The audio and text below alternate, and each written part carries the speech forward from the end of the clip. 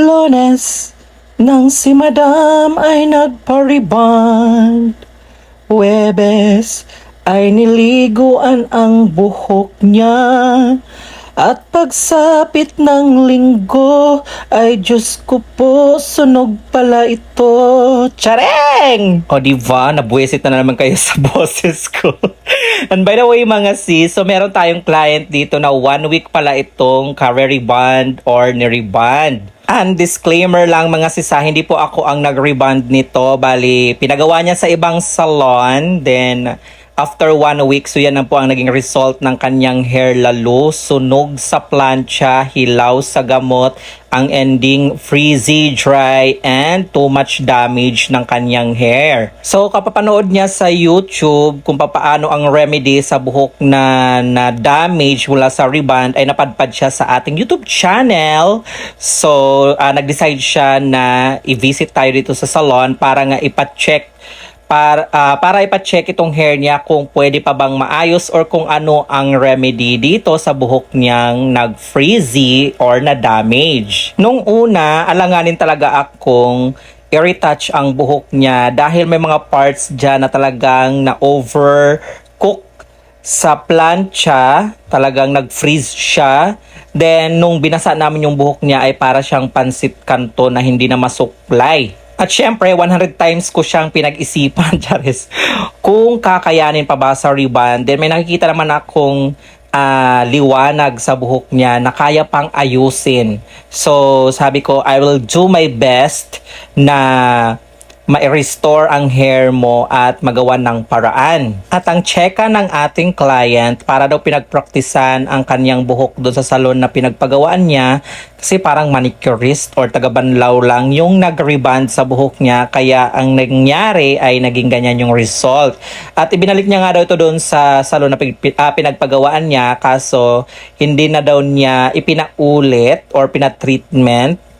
Dahil yun nga, in the first place, nasira ang hair niya, what more sa pangalawang pagkakataon. So ngayon, nag-visit siya dito sa salon, parang ito ipaayos. So sinimulan na namin ang kanyang hair transformation. So in-applyan ko siya ng rebonding cream number 1. Wet application ang ginawa ko.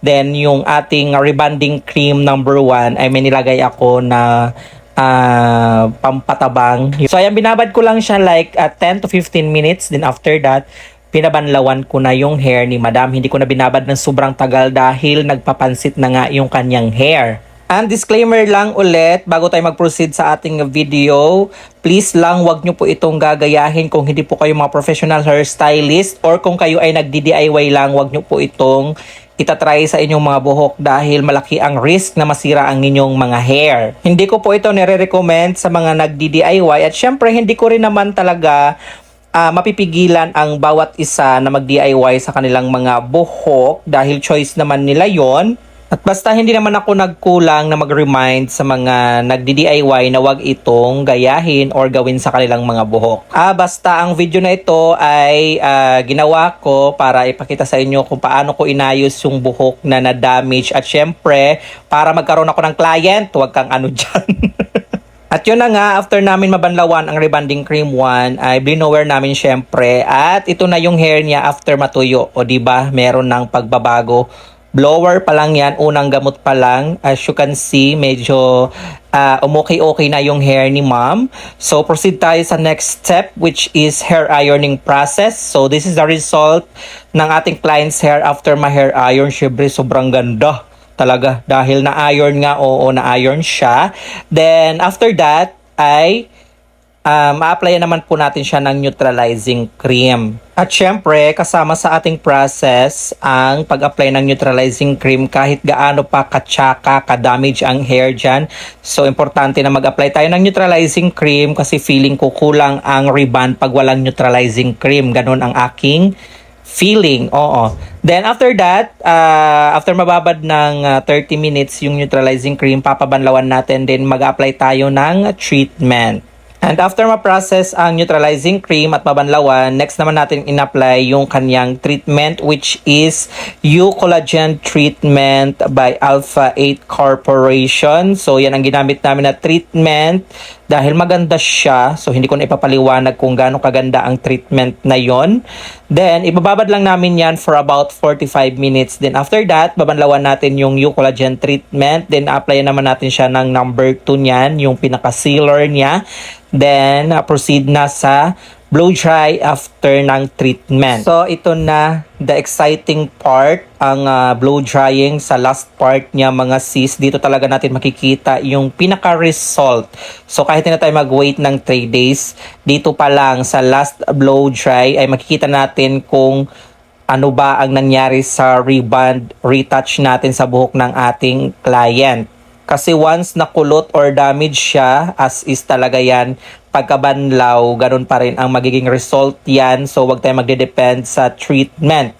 So, kinakailangan throughout the process ay maganda yung pagkakagawa natin para at the end ng result is maganda talaga siya kahit na mabanlawan yung hair ng ating client. And after nyan, pag natuyo ay papasadahan natin siya ng last iron. Din tingnan natin yung final result at syempre yung ating inaabangan yung kanyang after wash result. Alright mga sis, so ito na yung pinaka result after natin ma-process yung rebond ni Madam na parang isang linggong pag-ibig lang na na-damage. So as you can see, parang hindi nga siya galing sa damage. Yun nga, maganda ang result dito dahil fresh from rebond at ironing. So napaka-perfect niyang tingnan.